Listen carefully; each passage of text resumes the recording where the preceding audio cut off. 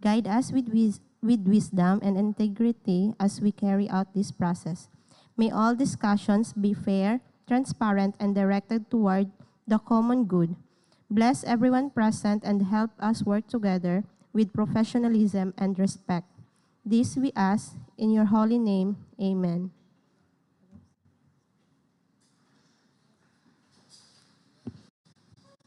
Thank you. Backsec, also please acknowledge the presence of the BAC members and determine if there is a quorum. Good morning, Mr. Chair. Good morning, everyone. We have one procurement activity scheduled for this morning, which is the pre-bid conference for civil works projects. Let me acknowledge the presence of our newly appointed BAC chairperson, Engineer Glenn G. Dairet, our vice chairperson, Engineer Warlito A. Lenjo, and our BAC members, Mr. Yon May Buena and Engineer Jasper Asna. Mr. Chair, we confirm that we have a quorum. Thank you. So with the presence of the majority of the BAC members, the meeting is called to order. BACSEC, please acknowledge the presence of the BAC TWG, BAC Secretariat, observers, prospective bidders present. We also acknowledge the presence of the head of the procurement staff, Engineer Grace Joy Racho, the BAC Secretariat members and staff, and the members of the newly created technical working group headed by Engineer Cherwin P. Nazareno.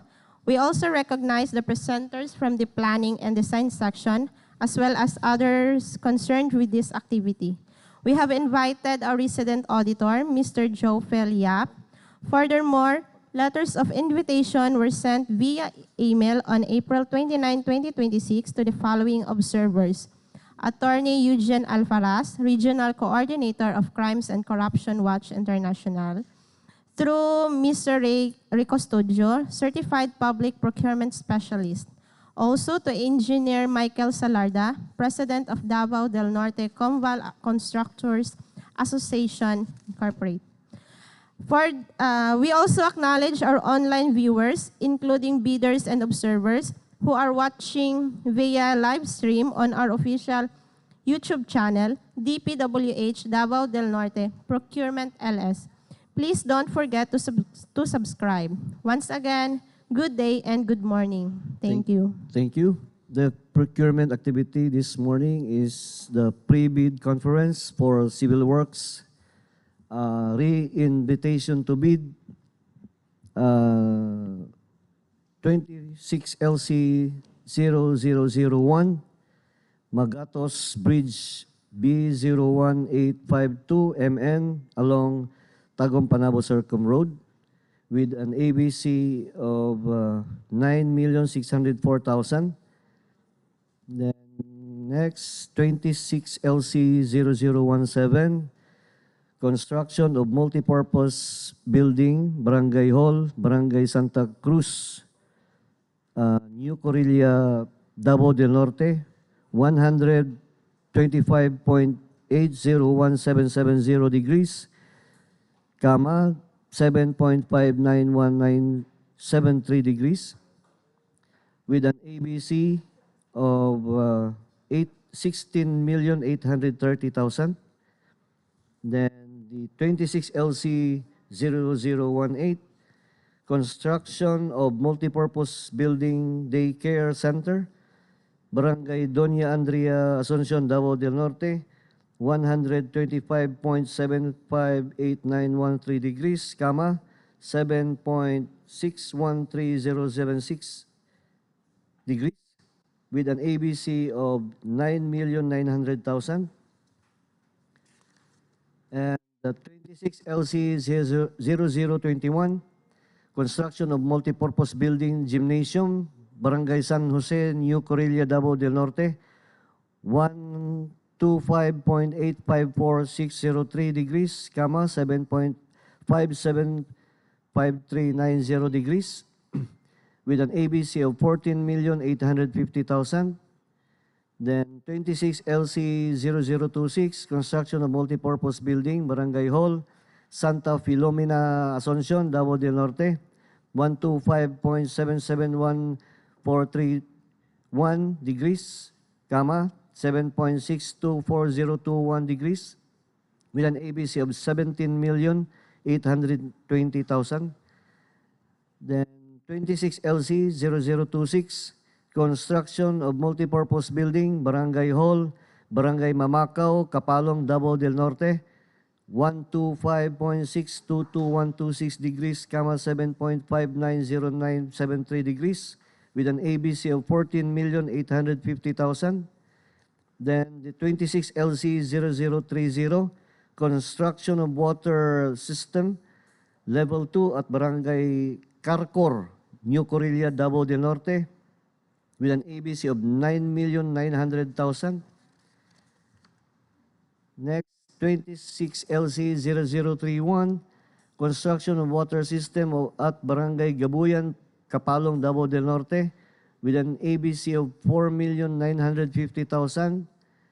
And 26 LC 0040, Cambaogo Bridge, B01570 MN along Asuncion, San Isidro, Laak, Viruela Road, with an ABC of 4,802,000.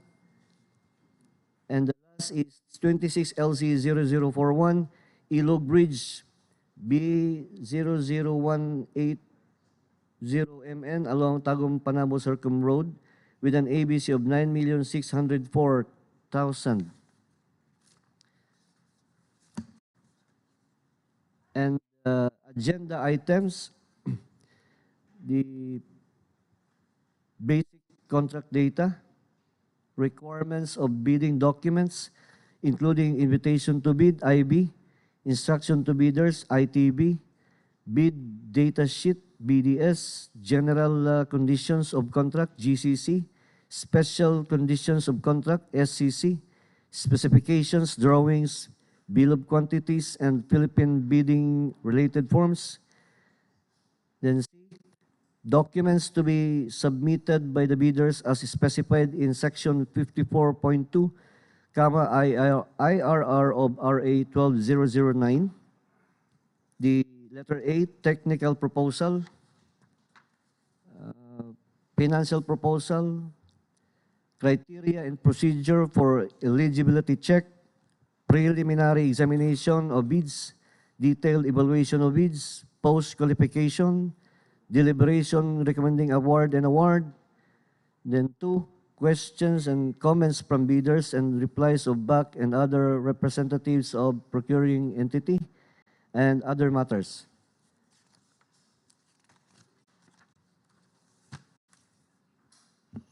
So, may we proceed with the basic contract data to be presented by the planning and design section?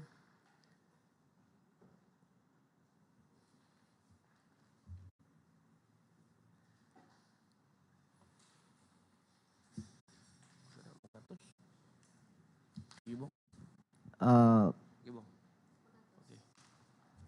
the presenter ready?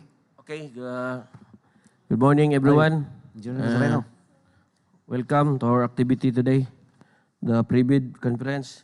I will present the contract ID 26LC001, Magatos Bridge, B01852 MN along Tagum-Panabo Circumferential Road. Okay, next.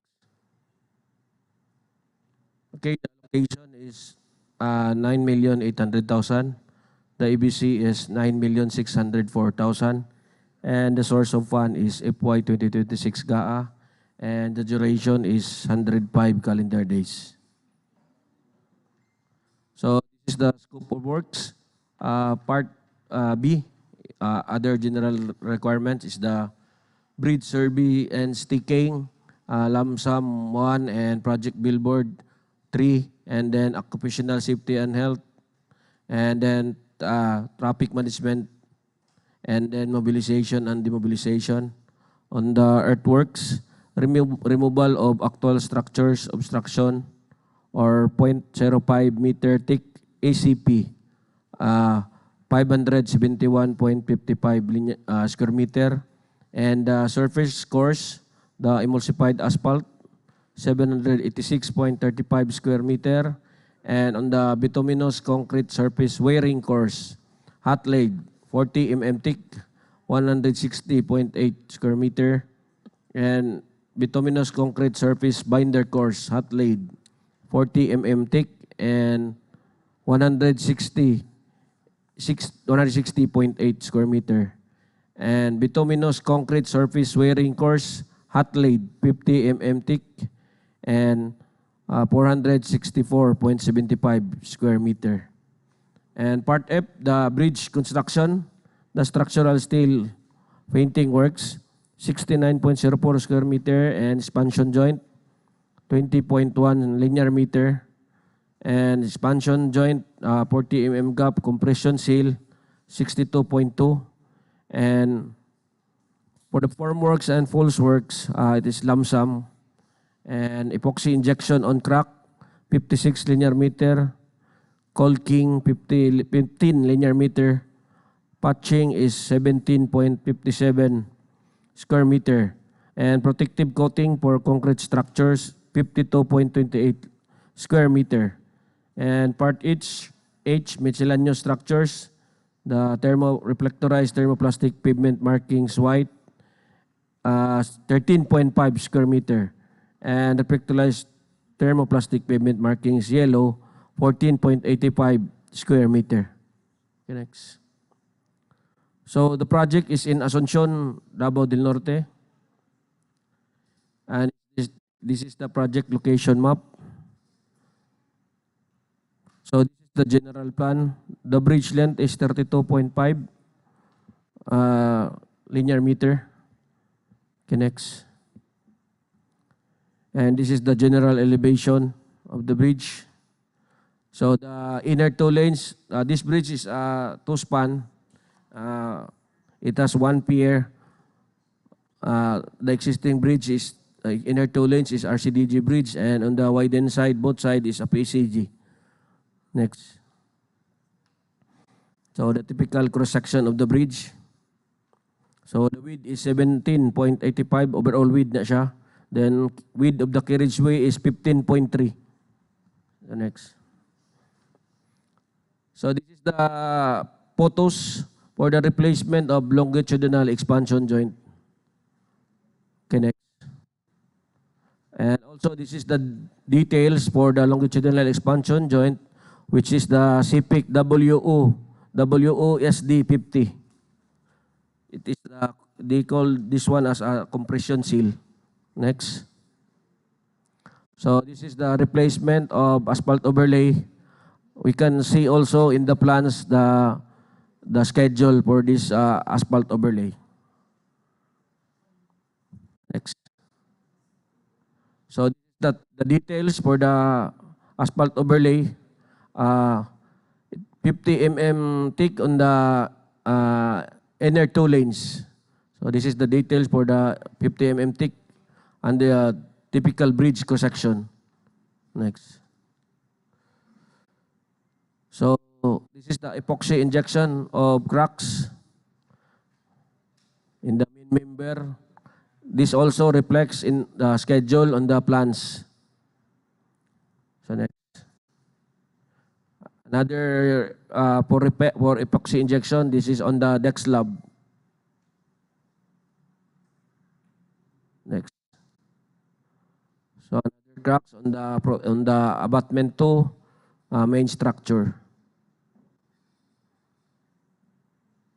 And so in abutment 1 main structure also.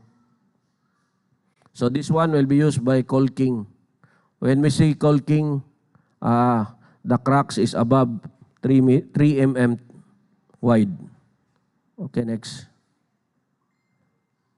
Next. So this is the for patching for the honeycomb on the girder. So next. So this is the repainting of bearing plate on both abutments and in piers also. In pier also. The next. Okay, next. So this is for the protective coating. Same also with other repairs. There is schedule on the plans. Okay, that's all. And the difference between the original quantity and this that we're going to, that is advertise, no? Advertise is that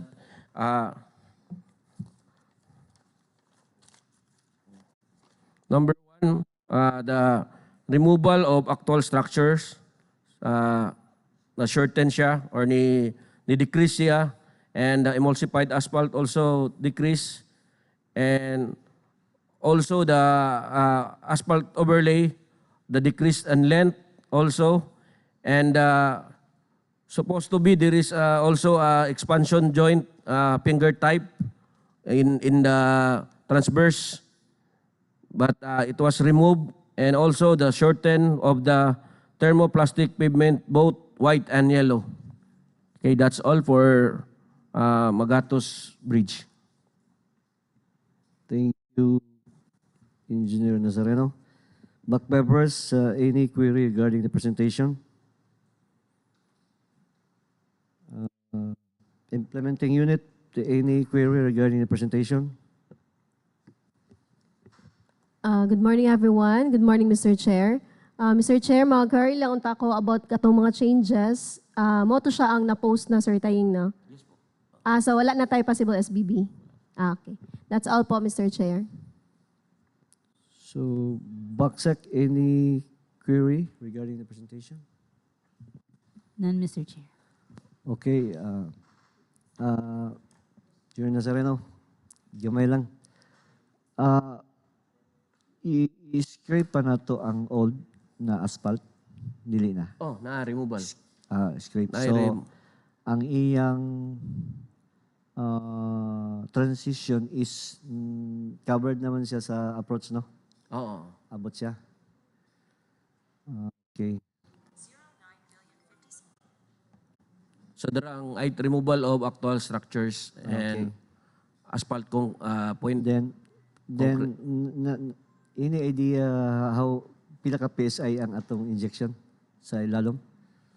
How many PSI ganina sa injection? Mr. Chair, dili na ko umiryado pero Okay. nakabutang na to sa general note sa in epoxy injection. Okay. Thank And you. also everyone is reminding na before all materials should be approved by the engineer. So in the general notes or in the book should be approved by the engineer. So meaning maybe approved by the QAS all materials prior to the application of all the materials. Yes, thank you. Can I continue the Okay. next project, the Okay, proceed. Ilog Bridge? Proceed, please. Okay, thank you. Okay, for contract ID 26LC0041, Ilog Bridge B00180MN along Tagum-Panabo Circumferential Road. Allocation is 9,800,000 and the EBC is 9,604,000 and the source of fund is FY 2026 GAA and the duration is 105 calendar days. So this is the scope of works. Part B, other general requirements, the bridge survey and sticking, project billboard and signboard, occupational safety and health program, traffic management, mobilization and demobilization. And on the part C, the earthworks, the removal of actual structure and obstruction of 0.05 meter thick ACP, 506.34 square meter. And embankment from barrow, common soil, 105.16 cubic meter. And on the surface course, the emulsified asphalt, 1,569.76 square meter. And the bituminous concrete surface wearing course, the hot laid, 40 mm thick, 784.88 square meter. And for the bituminous concrete surface binder course, hot laid, 40 mm thick, 784.88 square meter. And on the part F, the bridge construction, the expansion joint, 40 mm gap, the compression seal, 48 linear meter, the form works and force works, which is lump sum, epoxy injection on crack, 84 linear meter, and patching, 23.35 square meter, and the protective coating, concrete structures, 126.27 square meter. And on the part G, the drainage and slope protection structure, the grouted riprap class A, 76.86 cubic meter. And for the gabions, which is 1 by 1 by 2, 50 cubic. And on the part G, the reflectorized thermoplastic pavement markings white, 17.1 square meter. And yellow is 18.90 square meter. Next. So the project is same, Municipality of Asuncion. Okay, this is the project location of Ilog. Okay, this is the general plan of the bridge. Next. So the bridge length is 24. It is a three-span bridge. The inner two lanes bridge is a cantilever type bridge, and the widen is the PSCG type. Okay, next. So the overall width is 17 and the width of carriageway is 14.7. Okay, next. So this is the replacement of asphalt overlay. So again, there is a schedule in the plan also. Okay, next. So this is the typical bridge cross-section with asphalt overlay. So the outer or the widening side, we have 40 mm thick, and on the inner two lanes is a 3-layer of 40 mm thick overlay. So next. So this is the replacement of the longitudinal expansion joint. We are using the CPIC WUSD50. So this is the typical, the details for the expansion joint. Next. So this is the cracks on deck slab for application of epoxy injection. So next. And also the cracks on main structure of Pier 1. The schedule is also reflected in the plan. Okay, next. And also in the Pier 2 main structure. So next. So this is the replacement of slope protection at abutment 2, the Kapalong side. So this will be replaced. Okay, next. And this is the detail for the slope protection detail of the slope protection. Okay, next. So this is slope patching by grouted riprap. This is on the abutment 1 or the Asuncion side of the bridge. Okay, next. And also this is the for replacement of the gabions, 25 pieces gabions. Before, this is one of the changes also because previously, I think 10 gabion box only. But last week when we inspected the bridge, more gabions was damaged, maybe due to the recent flooding. So we increased the quantity of the gabions. Okay, next. So this is honeycomb. So this will be patching. Okay, next. And also this one on the girder. So next. And this one is for protective coating. Next. Okay, that's all.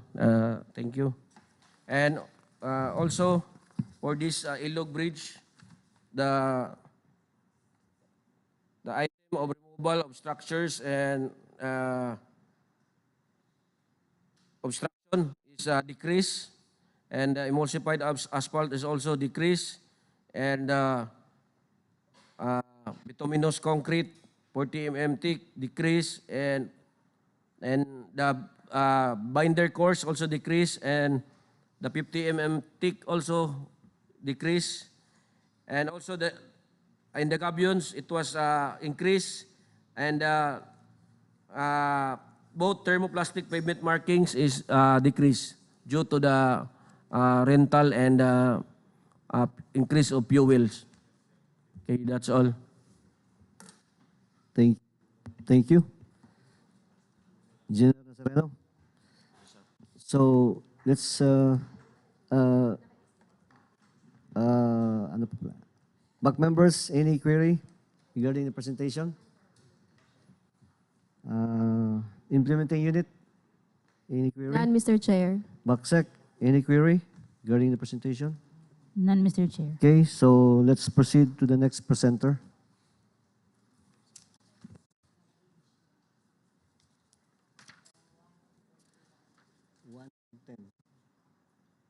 Number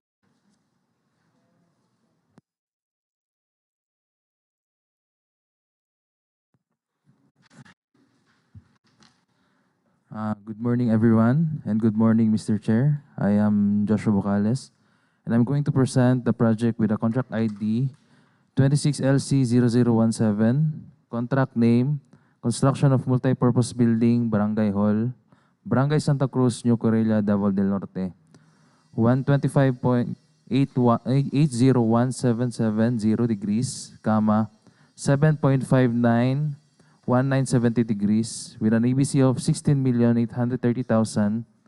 Contract duration is 180 calendar days. And source of fund, FY 2026 GAA. So this is the perspective of the two-story barangay hall. Then the location of the project site with a distance of 26 kilometers from our office. So this is the geotag photos. So as you can see, puro slab lang ang na-address, slab, so wala kayo tayo problem sa site.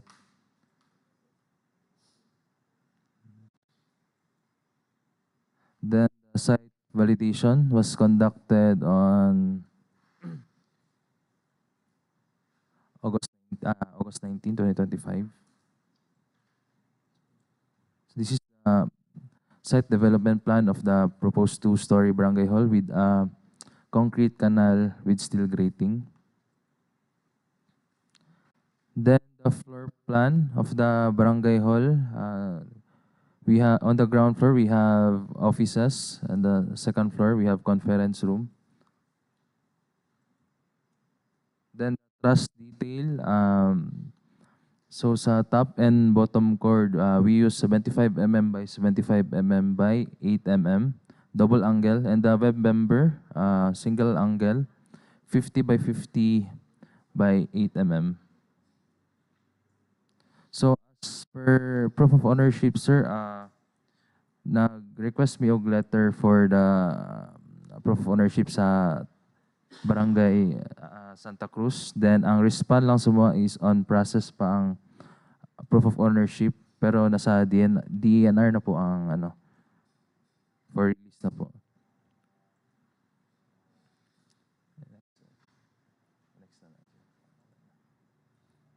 Then the minimum equipment requirement, we have backhoe, bar bender, bar cutter, cutting outfit, dump truck, one bagger mixer, plate compactor, boom truck, welding machine, and jackhammer. So here are the summary of quantities. So sa part A, we have construction of field office for the engineer, provision of furnitures, fixtures, equipment, and appliances for the field of office for the engineer. For the part B, we have permits and clearances, project billboard and signboard, occupational safety and health, mobilization and demobilization, and signages. So part C, earthworks, we have removal of structures and obstruction for the removal of existing slab. Then we have structure excavation, common soil, embankment from roadway and structure excavation, gravel fill. And sa part D, we have structural concrete, 3,000 and 4,000 PSI. We have reinforcing steel, grade 40 and grade 60, and formworks and false works. Then sa termite control, we also have poisoning. Then sa masonry works, we have CHB, 100 mm and 150 mm for the indoor and outdoor walls. Then we have finishing works, ceiling pre-painted metal panel on metal frame, wall with 4.5 fiber cement on metal frame, wall with WPC, carpentry and joinery works, glazed tiles and trims, unglazed tiles, floor finishes for the ramp, tactile indicator pad, cement plaster finish, aluminum cladding, and railing. So sa painting works, we have masonry and concrete, wood and steel, and we have metal deck panel. For the roof framing and roofing works, we have flashing, gutters, and corrugated long span na pre-painted metal sheets. Then metal structures for steel fascia and fire exit. Metal structure accessories, bolts and rods, turnbuckle and sag rods. And cross bracing and steel plates. For the structural steel, we have trusses, purlins, and cladding frame. Sa fabricated materials, we have finishing hardware, aluminum glass doors, sliding type, and swing type. For the windows, we have sliding type, awning type, and fixed type. Then frames, then door flush, door wood panel, folding doors partition. And for plumbing and sanitary works, we have concrete canal, catch basin, sewer line works, storm drainage and downspout, septic vault, plumbing fixtures, and cold water lines. And sa electrical works, we have conduits and boxes and fittings, wires and wiring devices, panel board with main and branch breakers, solar panel with inverter, battery and other devices, and lighting fixtures. Then lastly, sa mechanical works, we have ventilating equipment, air conditioning system, water pumping system, water tank, stainless, fire hose cabin assembly, fire department connections for wet and dry type system, and fire alarm system. That's all po. Thank you. Then sa previous pre-bid kay ang na-change lang sa ako ang quantity is ang aircon, nadungagan siya. Then sa solar light, sa lighting fixture, solar integrated light, nag-decrease po siya. So mao lang so far ang changes sa akong quantity, sir. Okay, so thank you. Is the BACSEC, BAC members, any query during the presentation? Anything unit? Any query? None, Mr. Chair. Okay, BACSEC, any query regarding the presentation? None, Mr. Chair. So let's proceed to the next presenter. Thank you.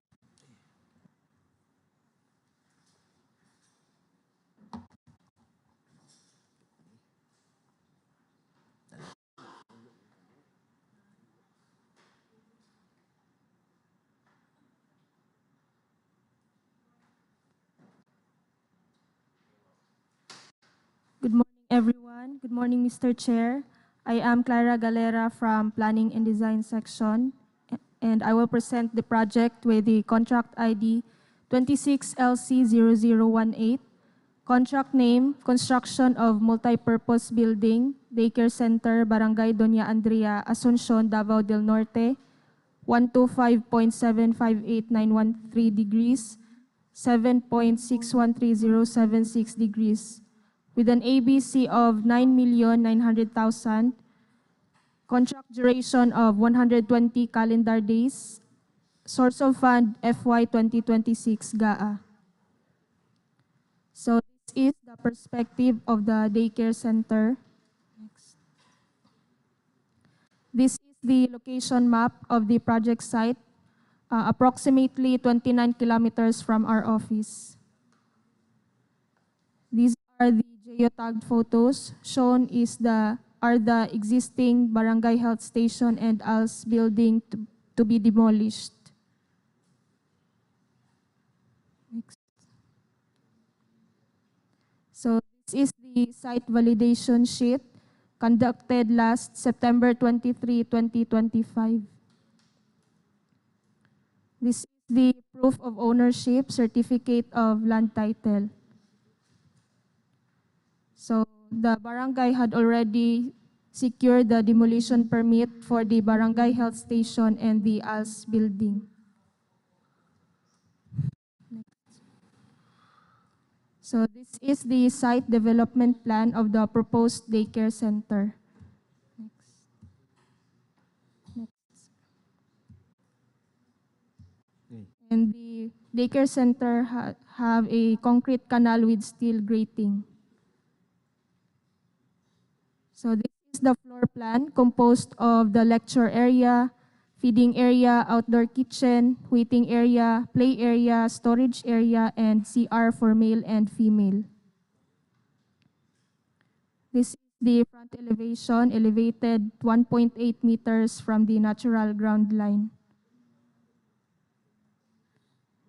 This is the rafter detail using W8 by 10 I-beam as rafters. The minimum equipment requirements are 1 backhoe, 1 bar bender, 1 bar cutter, 1 cutting outfit, 2 dump trucks, 2 1-bagger mixers, 2 plate compactors, 1 boom truck, and 2 welding machines. The items included for these projects are, for Part A, provision of furnitures or fixtures, equipment, and appliances for the field office for the engineer. Shown are the specifications. Next is the construction of field office for the engineer. Previously, it was item A1.119, construction of combined field office and living quarters building for the engineer. So it was changed to A1.13, construction of field office for the engineer, which is the Bahay Kubo. For Part B, permits and clearances, project billboard and signboard, 1 for COA and 1 for the DPWH billboard. Next, occupational safety and health, mobilization and demobilization, and signages, which is the agency name daycare center. So previously, there is a PWD signage, but now it is removed. Next. For Part C, earthwork, removal of structures and obstruction. So the buildings to be demolished are Barangay Health Station and the ALS building. Structure excavation, embankment from roadway or structure excavation, embankment from barrow and gravel fill. For Part D, reinforced concrete, we have structural concrete Class B for the slabs, including ramp, stairs, wall footing, and concrete canopy. For Class A, footings, columns, and beams. We also have reinforcing steel, grade 40 and grade 60, and formworks and false works. For Part E, finishing, sanitary, and other civil works, we have soil poisoning. For masonry works, we have CHB 100 mm for the inside partition and 150 mm for the exterior walls.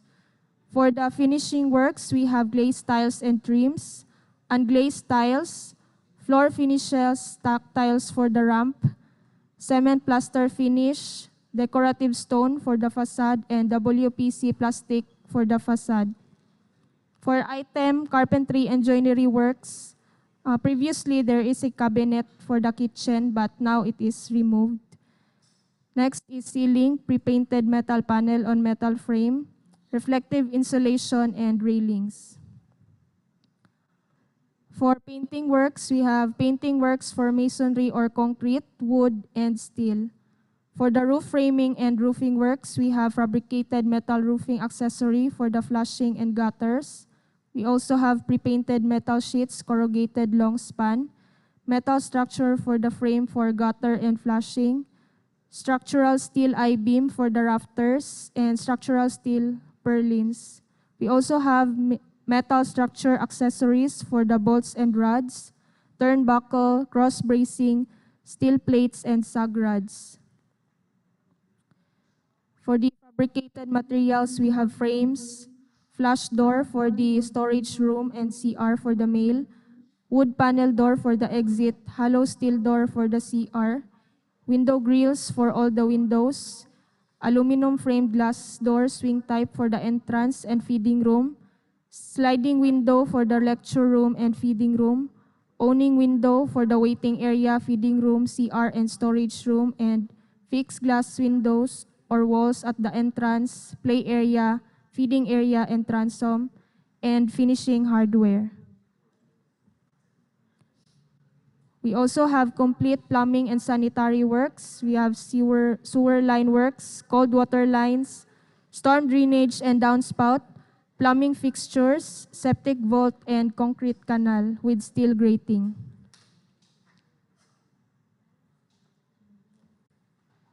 We also have complete electrical works. We have conduit, boxes, and fittings, wires and wiring devices, panel board with main and branch breakers, solar panel with inverter, battery, and other devices, and lighting fixtures. Previously, we had a outdoor wall lights, but now it is removed.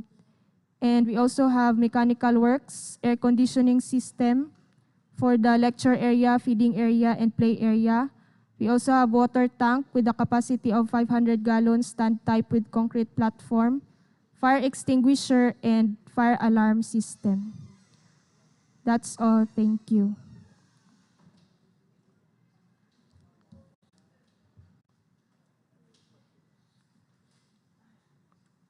Thank you, Engineer Galera. Back members, any query regarding the presentation? None, Mr. Chair. Okay. Implementing unit, any query regarding the presentation? None, Mr. Chair.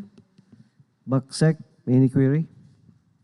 None, Mr. Chair. Okay, so let's proceed to the next presenter.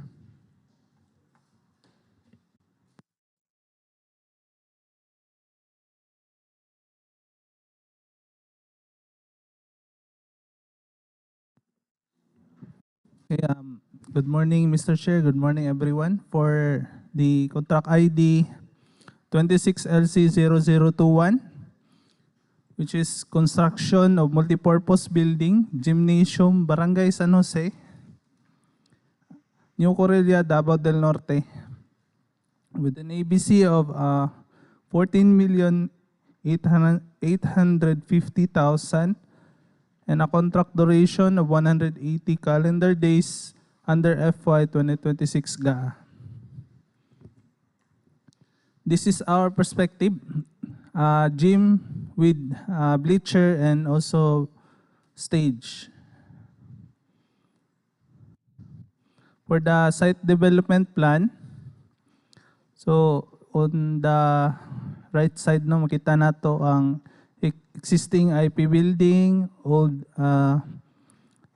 stage, then existing covered court, si province nagpabuhat, then existing na wooden structure. So kaning wooden structure mo na nga atong i-remove, then diha ibutang ang ato ang gym. Yan, sa kanang blue nga naka-shade. So muna ang ato ang area sa atong gym site. Next. So, ayan. So, inana ang forma sa ato ang gym. Next.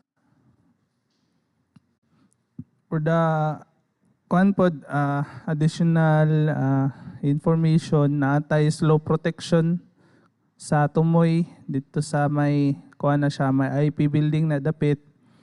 Then we have also retaining wall sa side. And naputay line canal sa side gihapon. Yan, this is our floor plan. So kanang shaded nga blue dara, not included na siya ang bleacher. Not included in the project. Next. Yan, sa typical covered court with gusset plate na design. Mana itong design. Next. And site condition. So, muna ang site condition. As you can see, ang area dito is rolling terrain. Then, natay concrete slope protection sa my left side. Next. Yan, for the section po, na po diri ang retaining wall sa in between sa duha ka gym. Yan. Then, beside lang na is the line canal. For the proof of ownership, kuhan na siya, nakapangalan gihapon sa private, but kuhan na siya kanang whole lote ni siya. Itong wala pa daw ni siya na kanang siak-siak. But ni ato si kapitan naghatag pod siya og deed of sale para sa katong lote nga ato ang tukuran. So pakita na ko ang deed of sale. Next. Ayan. So muna ilang deed of sale. Medyo di siya maklaro but old document na siya. Ining dugay-dugay na pod na palit ni na. So kani ang deed of sale sa katong tukuran nato sa dito sa area. Next. Yan, for the demolition permit of the old na MPB nila. Yan, nakasecure na ta og demolition permit. Next. Yan, so ang i-demolish no kanang teal ang color building, old structure na siya, wooden structure na siya, sa tubangan lang na concrete na. Yan, so diha na to ibutang atong gym. So, next. Yan, kani ma-demolish ni mo ng existing na stage. Then, kaning sa right side na photo is mo gyapon na tong old na MPB. Next. Kani kuha na siya water tank na wala nagigamit, so ma-appeal ni siya o demolish. Then ang right side na photo mo ni ang sa may ubos ni siya nga portion sa IP building, kana IP building ng right side nila. So hantod dira dapit ang ato ang project. Next. Yan. Next. So for the summary of quantities, for part A, facilities for engineer, provision for furnitures, fixtures, equipment, and appliances for the field office for the engineer. Also, construction of field office for the engineer. Part B, other general requirements, permits and clearances, project billboard, signboard, occupational safety and health, mobilization, demobilization, and for the earthwork, we have removal of structures and obstruction, and structure excavation, embankment from roadway, and structure excavation, embankment from barrow. So, dako tagi-embank. Next, for the reinforced concrete, part D, we have structural concrete class A and B, reinforcing steel, grade 40 and 60, and also formworks and post works. For the part E, finishing, sanitary, and other civil works, we have CHB non-load bearing, 150. So kani ka na sa may bleacher na siya o sa stage. Then, ceiling sa stage, glazed tiles and trims, unglazed cement plaster finish, railings, uh, painting works, masonry, concrete, wood, and steel. So kanang retaining wall is included in the structural concrete, which is 3,000 PSI, and reinforcing steel niya is grade 60. Next. Yan. Then for the fabricated metal roofing accessories, we have ridge rolls, flashing gutters, and pre-painted metal sheets, corrugated long span, and metal structures, which is basketball rings and steel fascia. And for the metal structure accessories, you have bolts and rods, metal structure accessories, turnbuckle, sagrods, cross bracing, steel plates. And for the structural steel, you have trusses and purlins. And finishing hardwares, aluminum glass windows, sliding and owning type, frames, door jambs na siya. Then doors, wood panel lang ang door. Then concrete canal. For the plumbing works, we have septic bolt, catch basin, sewer line works, storm drainage and downspouts, cold water lines, and plumbing fixtures. For Part F is electrical works, conduits, boxes and fittings, wires and wiring devices, panel board and main and branches breakers, lighting fixtures, LCD, LED monitor, which is the electronic basketball scoreboard. We have also public address system, which is the sound system na siya. Next. And lastly is the concrete slope protection. So katuning sa tumoy dapit. So that's the scope of work for this project po.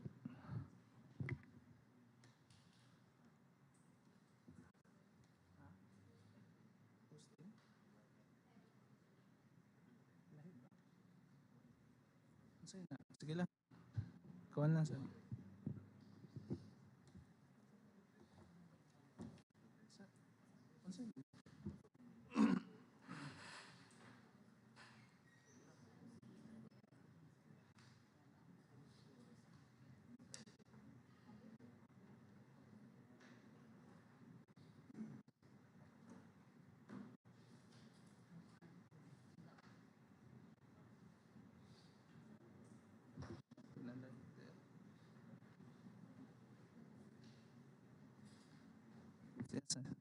That's the project set. Okay. So, thank you, Engineer Caballero. Any query from the back members? Implementing unit, any query? Mr. Chair, mag-carry lang ka about sa mga quantities. Naamugod siya yung discrepancy as posted. So, basig natay mga possible SBB ani Mr. Chair.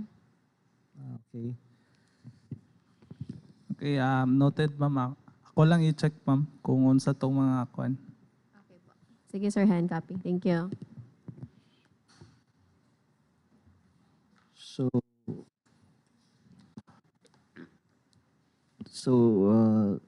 let's proceed to the next presenter. Next.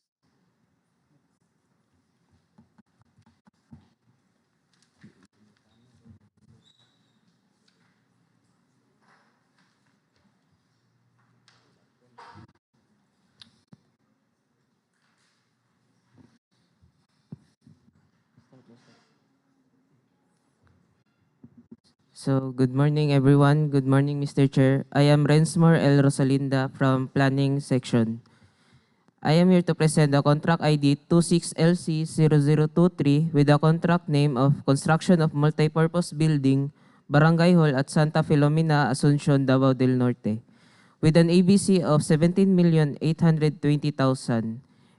with a contract duration of 180 calendar days, and the source of fund of this project is 2026 GAA. So this is the perspective of the two-story barangay hall at Santa Felomina. So this is the location from the project site on our office with an approximate 33 kilometers. So these are the geotag photos. Next. Next. Next. So we have site validation and it is being surveyed on August 18, 2025. And the number of trees to be removed is the banana plantation. So we also have proof of ownership for the land title. So we also have the two annex. So this is the site development plan of our project. So on the we have concrete canal with steel grating, and so this is the floor plan. On ground floor we have offices, and for the second floor it consists of conference room. We have the provision of furnitures or fixtures, equipment and appliances for the field office for the engineer, construction of field office for the engineer, and for part B, the other general requirements, we have permits and clearances, project billboard or signboard, occupational safety and health, mobilization or demobilization, and signages.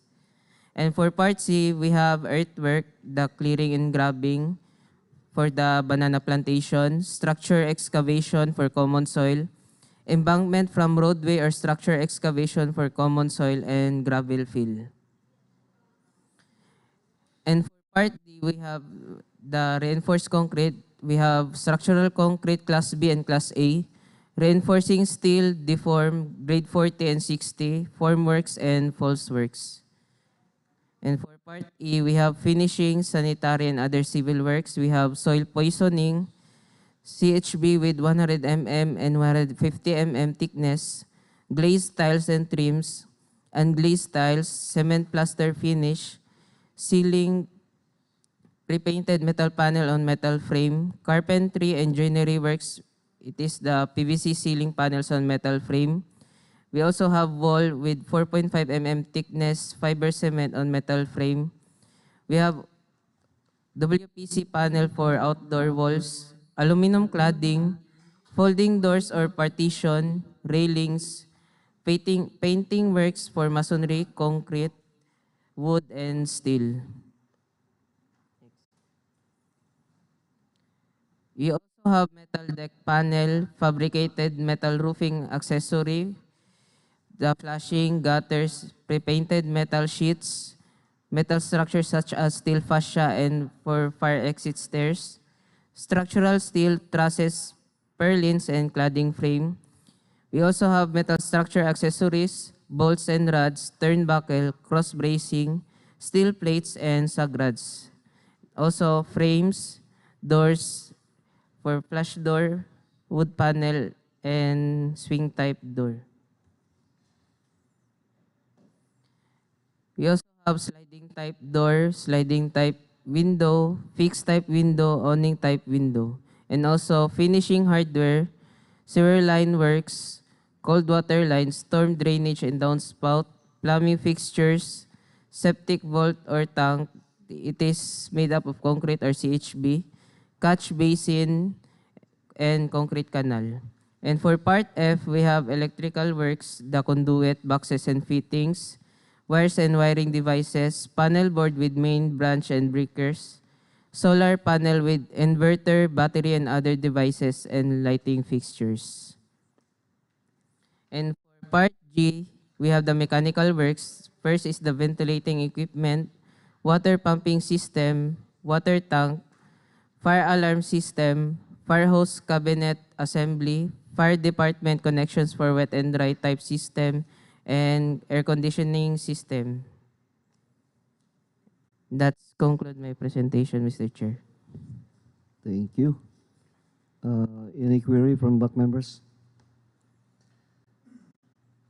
Mr. Chair, clarification lang sa Mr. Chair sa external factors. Sufficient na ba ang kanang deed of sale or deed of donation as proof or dapat titled good ang property? The proof of ownership is na-show ba nimo, no? Ang deed of sale lang to, no?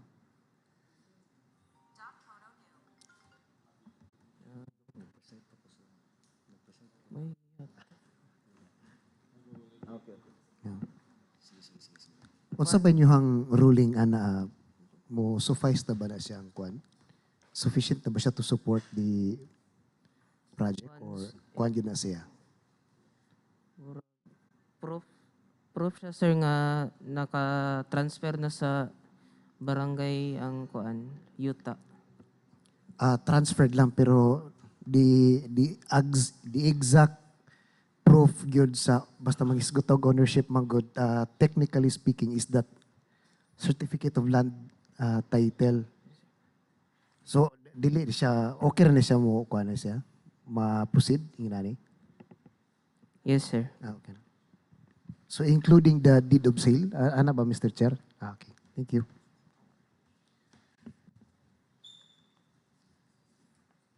Implementing unit. Thank you, sir. Implementing unit. Query. As to the quantity, Mr. Chair, wala na changes, pero mga tana, mag-hurry lang unta ko sa katong sa imong equipment gani, Renz. Pwede ba balik sa equipment? Kung naka-template na ba dyan siya or pwede ra na yung mga add-on or matanggal? Kada siya ba, naka-fix na siya or pwede ta na i-add-on? Two-story mo no? Yes, ma'am.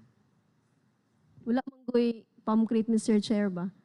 One bagger lang ang iyahang kuan equipment. Concrete, so ilan ang ipuli? Bira-bira ba, no? Oo, Pupuli niya. siya. Two-story manggod siya, Mr. Chair niya. Kasagaran ba sa actual na to, ginapamcrete manggod na siya. O Kung pwede ba siya para monolithic? in additional? In addition sa...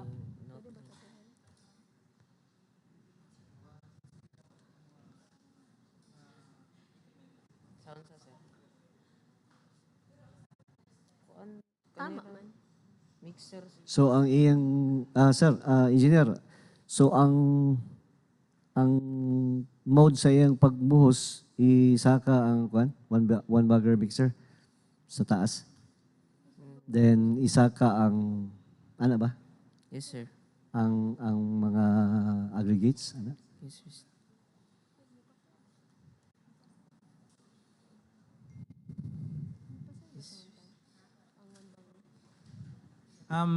Singit lang ako, sir. Sige. Ang mode nga ginagamit namo, sir, is enough naman ang one bagger mixer, sir. Bali, sa taas na siya maghalo sa simento. Bali, sa dupa is one bagger mixer ang among gamit. Wala minag-pamcrete. Yan. So pakiulit. bali sa dupa, sir, is ano lang ang ginagamit, sir. One bagger mixer para sa concrete works. Okay. Sir, ano ka? So, okay na, Hana? Max, any query? None, Mr. Chair. So, sir, part naman sa imong sa item ang pagputol sa mga banana trees. Yes, Mr. Chair. Sa clearing and grabbing. Basig maningil ba sa per puno, per hill. Murag per hill man na, di ba? Pag banana.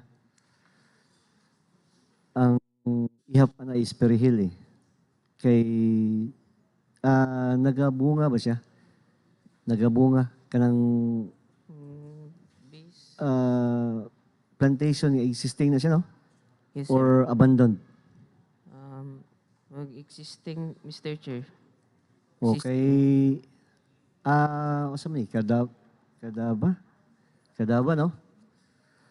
Kaya naman ko na ginapabayad sila per hill. So, kung sa contractor, nagbayad ta, pero ang tag-iya na ba? Nagbayad may anak sa una eh. Kaya maningil man sila. per hill ang ihap ana. Namatay presyo noon, pero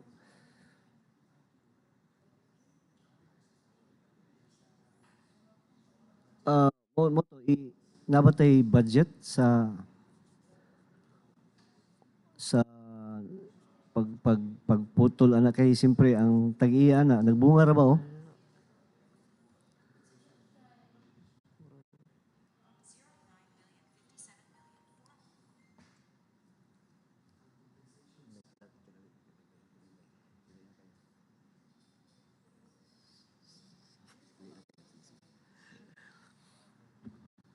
Any answer? Engineer Caballero, naka-idea? Saan sa sir? Sa, ay, Engineer Nazareno na lang. Sa saging ba, kay project na ko sa una, pabayad yun sila, per hill. So, ginaihap na muna ni Ramil sa una. Walang utana ko kung ang budget ini. Daghan na ba ni?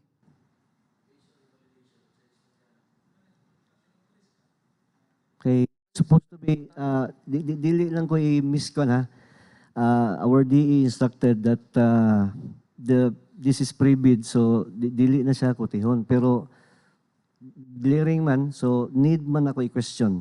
Dili man i-kwan, o di ba? So, naabay budget ni siya.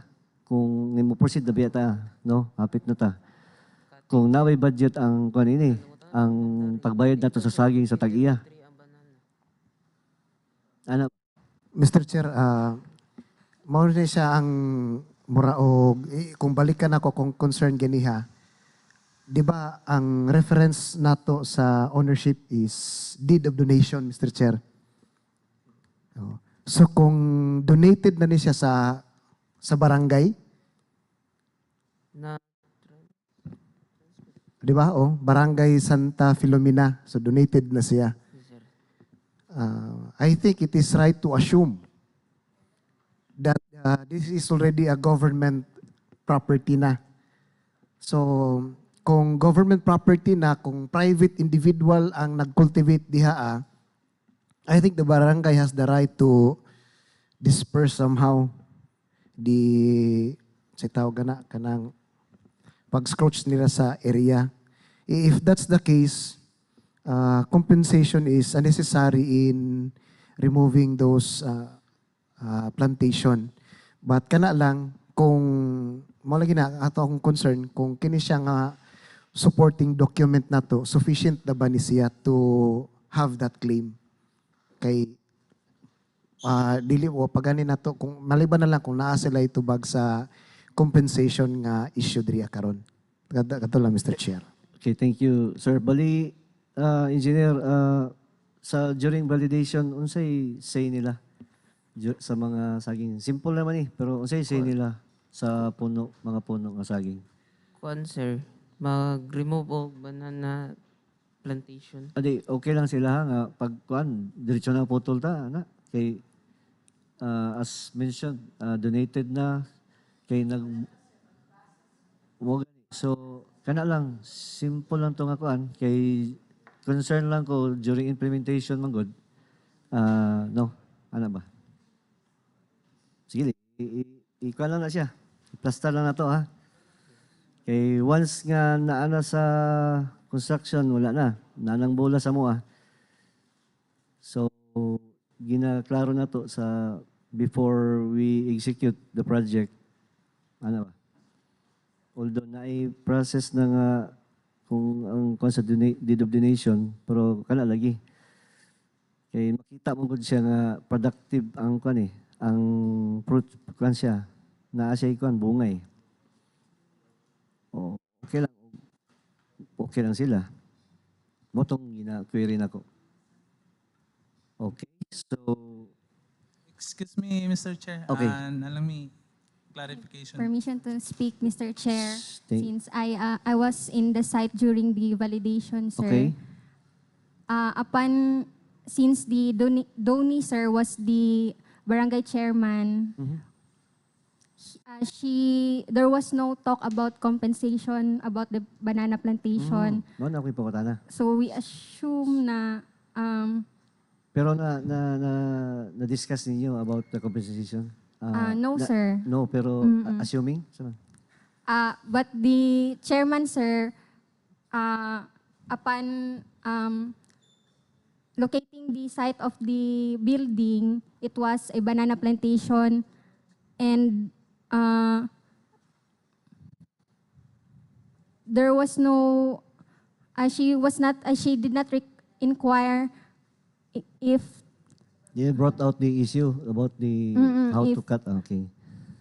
but So, we will, ano na lang, sir, okay. we will contact her, sir. Yes, if, so ang sa amo manggod, for your information, pag execution na nanang bola sa construction eh. Malang to. Pero, di ba? Okay. So much for that. Thank you, ma'am. So, proceed with the next presenter. Excuse me, sir. Okay. Regarding sa katong, ano, sir, we will contact, but if, inana, sir, kung ang arrangement is pabayaran, sir, so na possibility for SB. For SB, sir. SB. Oh, yes. Yes, sir. Okay. So, okay. Thank you.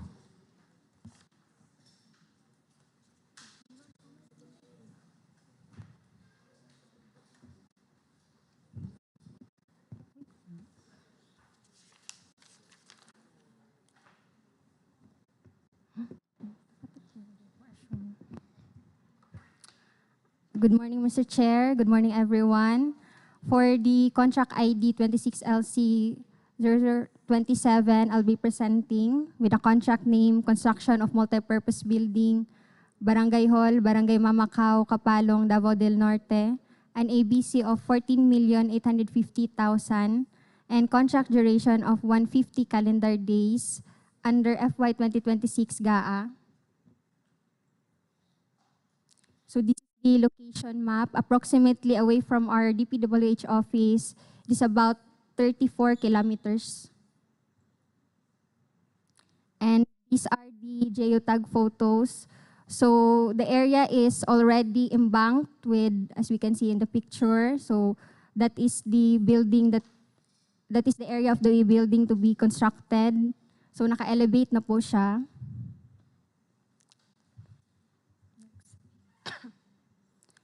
And this is the site development plan. So that outlined with colored red lined is our proposed building. This is the perspective of the Barangay Hall. And the floor plan with an area of 26.5 by 17. And for our cross-section, it's shown na since the area is already embanked, so our columns are also extended to ensure that consistent yung load path and that the footings are or lies in the stable soil. So there is really need for this. Next. And this is the truss detail connection. So for our truss, we have used tubular bar, welded yung mga members. And these are the minimum equipment requirement. We have 1 unit of backhoe, bar bender, bar cutter, cutting outfit, dump truck, and boom truck, and 2 units equipment for our 1 burger mixer, plate compactor, and a welding machine. And for the scope, Part A, we have facilities for engineer, A.1.111 for the provision of furnitures, fixtures, equipment, and appliances for the field office for the engineer. Included materials are desktop, a UPS, and a printer. For A.1.13, construction of field office for our Bahay Kubo. For Part B, other general requirements included items are permits and clearances, project billboard or signboard, including COA and DPWH billboard, occupational safety and health, mobilization/demobilization, and our signages, including the barangay name. For Part C, we have earthworks, items for our structure excavation, common soil, embankment from roadway or structure excavation from common soil, embankment from barrow or common soil with an elevation of 0.5 meters, and our gravel fill. For Part D, we have reinforced concrete items for our structural concrete Class B, 3,000 PSI for our slab-on fill, including ramp and the wall footings. Structural concrete Class A, 4,000 PSI for our footings, columns, and beams. Reinforcing steel bar grade 40 and 60, and formworks and false works. For Part E, we have soil poisoning, masonry works 100 mm for interior walls, 150 mm for exterior walls. Finishing works such as glaze and unglazed tiles, cement plaster finish, the decorative stone. So this is only for facade and for the front and left side only. So this item was reduced. There was changes since due to the price escalation. So from the previous design na whole building yung may decorative stone, so we reduce it from front side and left side only. Item for ceiling, pre-painted metal panel on metal frame, which is rib spandrel for eaves. Carpentry and joinery works, PVC ceiling panels on metal frame. For our inside ceiling, phenolic board partition for our CR doors and walls, and cabinet for the pantry. Items for the wall or WPC fluted panels. So from the whole building itself, from previous design, so it was reduced to front only na lang. Reflective insulation, aluminum cladding, and our railings for the ramp. Complete painting works for masonry, wood, and steel. And as for the roof framing and roofing works, we have flashing, gutter, corrugated long span for our pre-painted metal sheet, metal structures such as the steel fascia, metal structure accessories for bolts and rods, turnbuckle, sag rods, cross bracing, and steel plates. And for our structural steel, we have trusses, purlins, and the cladding frame.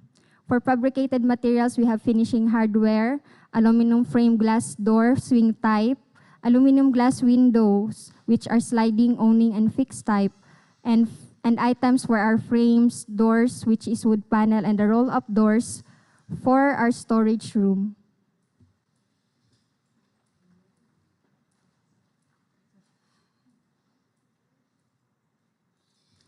And for our plumbing, we have complete plumbing works, including catch basin, sewer line works, storm drainage and downspout, our septic vault, which is concrete or CHB, plumbing works, and the cold water lines. For Part F, we have complete electrical works for the conduits and boxes and fittings, wires and wiring devices, panel boards, lighting fixtures, as well as our solar panels with inverter.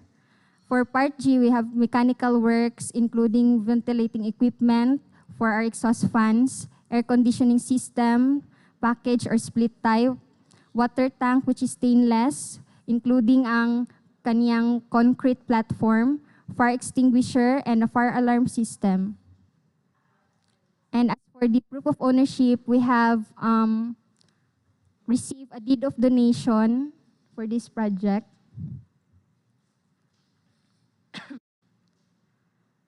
And that would be all. Thank you, Engineer. Thank you, sir. So, any queries from back members? None? The implementing unit, any None, query? Mr. Chair. BACSEC, any query?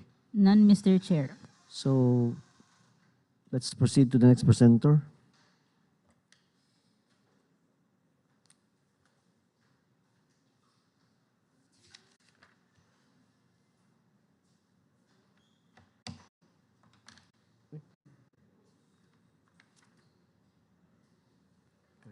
Good morning, Mr. Chair. Good morning, everyone. So, contract ID 26LC0030 with the contract name of Construction of Water System Level 2 at Barangay Carcord, Corella, Davao del Norte. with an ABC of 9,900,000 and contract duration of 180 calendar days. Source of fund FY 2026 GA. So this is the perspective. Next. So for the summary of quantities, we have permit and clearances, project billboard, signboard, occupational safety and health, mobilization, demobilization, structure excavation, gravel fill. Then part C, structural concrete, class B, 28 days. Structural concrete, class A, 28 days, 4,000 PSI. Reinforcing steel, deform grade 40. Reinforcing steel, deform grade 60. Form work and false work. Then part D, CHB non-load bearing, 100 mm. Unglazed tile, cement plaster finish, ceiling, fiber cement board, reflective insulation, painting works, masonry concrete, waterproofing liquid base, fabricated metal roofing, flashing, fabricated metal roofing, gutter, pre-painted metal sheet, long span, structural steel trusses, structural steel purlin, metal structure for fence and PE tank platform, then frame, jambs, transom and mullions, door, wood panel, aluminum glass window, sliding type, finishing hardware, then storm drainage, downspout, plumbing fixture.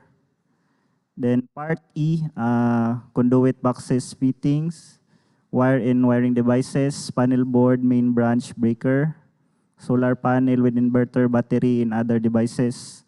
Then lightning fixture. Then pole. So this is the difference between previous design and revised design. So from 7 batteries, we reduced to 5 batteries. So this is the only changes from the previous design or the previous program. Then this is the pipeline layout. So there is no reduction in the length of the pipe. So as is, siya from previous. So next. This is the water system detail. So muna siya. Next. So this is the design. We base our design for water treatment process diagram. So this is the Department Order 160, series of 2023. Next. Also the water line layout where we base our design. Next. And from that design, this is our design. So we replace the deep well with natural spring water, since we will use the spring water from Panas. Then next. Then this is also the pipeline layout based on the DO 160. Next. And this is the proposed site for the pump house with solar panel. So the system will work on solar power system. And this is the proposed site for groundwater tank. Geotag photos of the water source from Panas. Next. So this is the geotag photos of the site where the pump house located. Then next. So the barangay secured the land title where the pump house to be constructed. So this is now the land title of the site.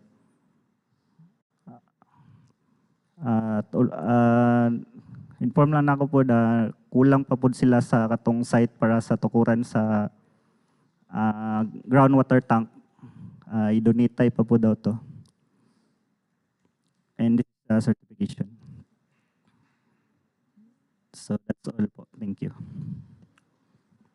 Back members, thank you, engineer. Back members, any query?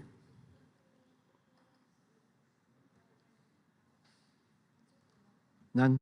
So, implementing unit, any query? None, Mr. Chair.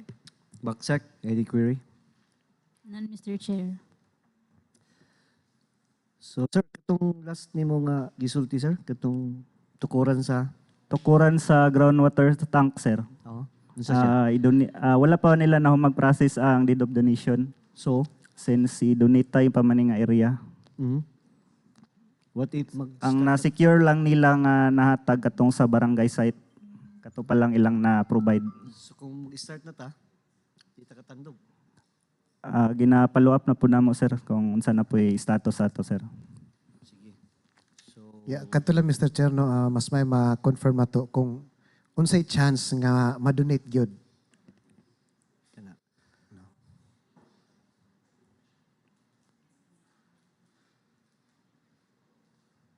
Ma-answeran tong query ni sir? Say chance nga... Since kagawad naman po to ang mo-donate tay, so process pa gid nila, sir, ang mga signatories atong deed of donation. Sir, mao ba ning gi-adto ni Ma'am Jessa, no, nga 20 ka signatories? Yes, sir, mo nito. So pila na sa from out of 20? 20. Wala pa na ko na kuan, sir. Okay, kung pila basi na. maabtan to sa execution, ha? Another problem na what? Oh. Okay. Yes. Oh. Noted, sir, noted. Tama. So, dapat matutukan yun siya. Kulang pa yun, no? Sige, sir. Noted, sir. Okay. Thank you. So, next presenter, please.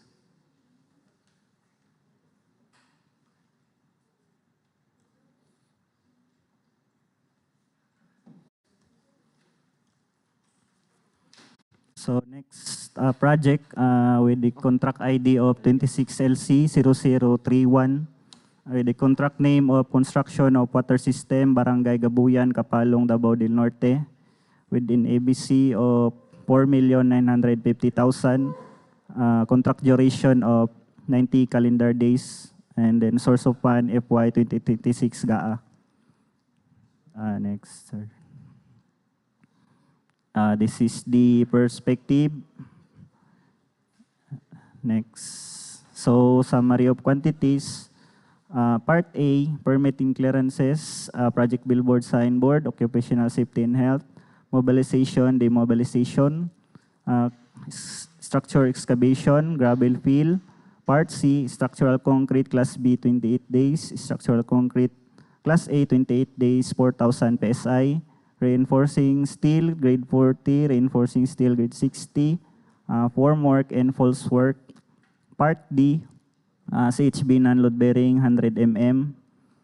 Then unglazed tiles, cement plaster finish, ceiling, fiber cement, effective insulation, painting work, masonry concrete, waterproofing liquid base, fabricated metal roof, flashing, fabricated metal roofing, gutter, pre-painted metal sheet, long span, then structural steel trusses, structural steel purlin, then metal structure, frames, jambs, transom and mullions, door, wood panel, aluminum glass window, sliding type, finishing hardware. Part E, conduit boxes, fitting, wire and wiring devices, panel board with main branch breaker, solar panel with inverter, battery, and other devices, and lighting fixture. Part F, air conditioning system. Part G, polyethylene plastic pipe, HDPE, then bulbs. This is the difference from the previous design. So from 3 batteries reduced to 2 batteries only. Then this is the pipeline layout with a total of 1,500 meters. So there is no changes from the pipe length. This is the water system detail. Next. And this is the proposed site for the pump house with solar panel and also the proposed site for the elevated water tank. This is the geotag photos. This is the old steel water tank. Also the existing deep well. Next. This is the proof of ownership, land title. Next. So certification. And that's all. Thank you. Thank you. BAC members, any query? Implementing unit, any query? None, Mr. Chair. BACSEC, any query? None, Mr. Chair. So, for the last project, I think last project na tayo. The presenter, please.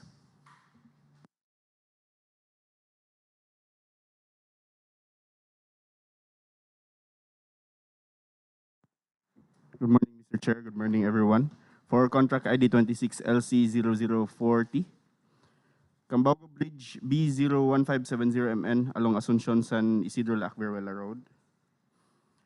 Allocation is 4,900,000. ABC is 4,802,000.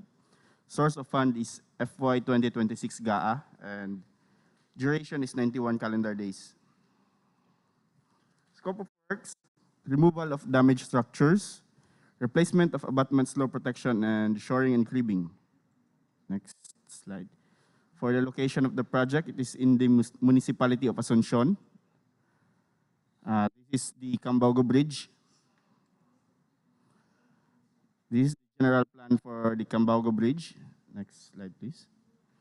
So for the replacement of slope protection, it is located in both abutments. So these are the photos for the damaged slope protection in both abutments. Next slide. This is the retaining wall plan. Next slide. And this is the general elevation for the retaining wall. Next slide. These are the geotag photos for the damaged abutment. Next. Next slide. And that's all for Cambago Bridge. So, ang na-change lang from previous pre-bid conference og na-answer is na-remove ang item for the extraction of the existing sheet piles. So, kato lang siya. And then, nag-shorten ang length sa closure for the abutments. Previously, it was 6 meters and 5 meters for upstream and downstream. Karon ay 3.5 o 3 meters na lang. So, that's all for Cambago Bridge. Thank you. So, BAC members, any query? None. Implementing unit, any query? Mr. Chair, mag-query lang ako sa iya mga bill of quantities since wala niya gi-present, di na ko siya ma-check.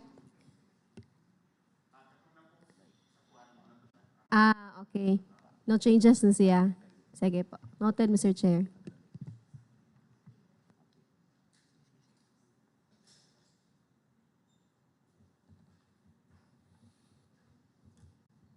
Okay. So, BACSEC? None, Mr. Chair. So the requirements of bidding documents, BACSEC? Good morning, Mr. Chair. Good morning, everyone. So the requirements of bidding documents, including invitation to bid, instruction to bidders, bid data sheet, general conditions of contract, special conditions of contract, specifications, drawings, bill of quantities, and Philippine bidding documents related forms. The bidding documents are posted in the DPWH website and PhilJEPs. Amendments in the provision of the bidding documents shall be issued through a supplemental bid bulletin and will be posted in the bid bulletin and notices. Documents to be submitted by the bidder, technical and financial proposals.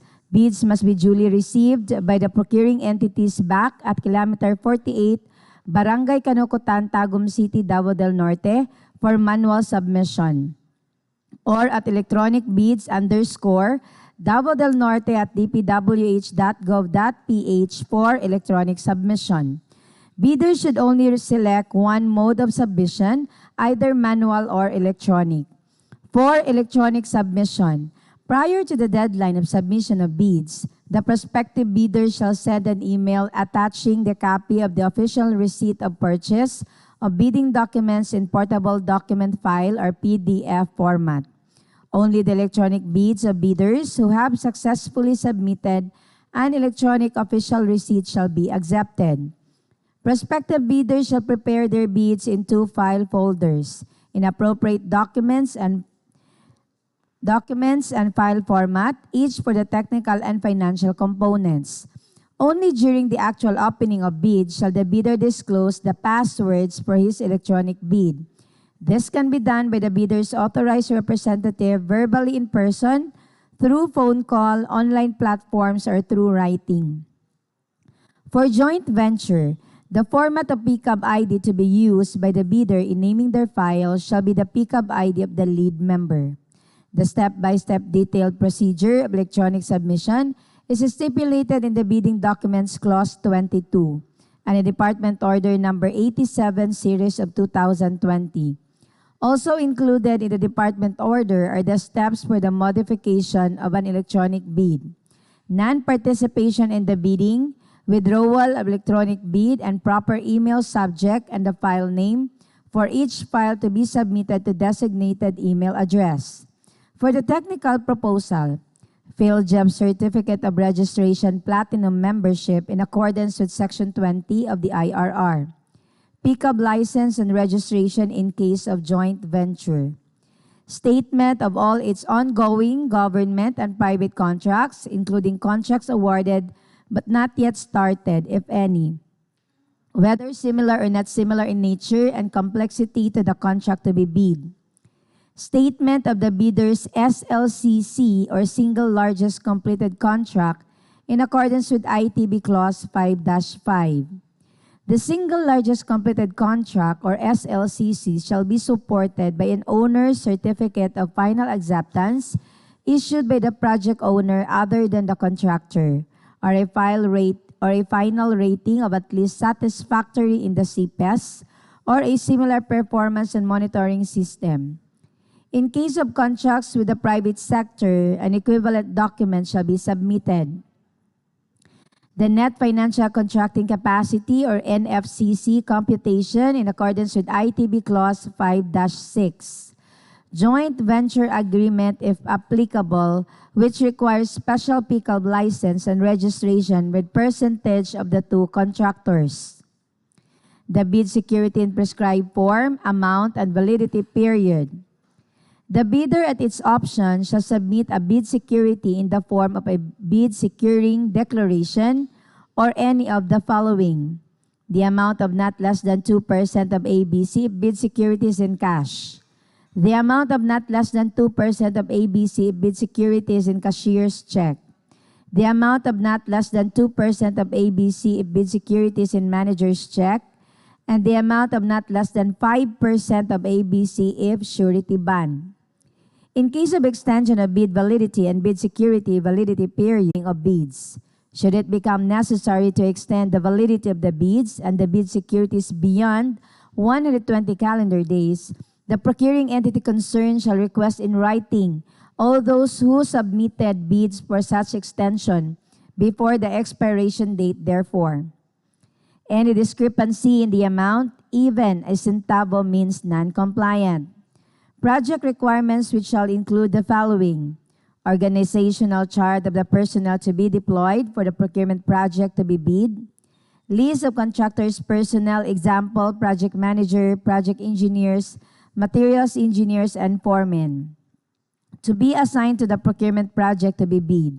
Once the bidder is awarded the contract, and he or she will be replaced with another person with equal or better qualifications as certified by the head of the implementing office, the bidder may propose a key technical personnel who is not its employee, provided that the said personnel is required to submit a certification that he or she will work for the bidder if it is awarded the contract under bidding.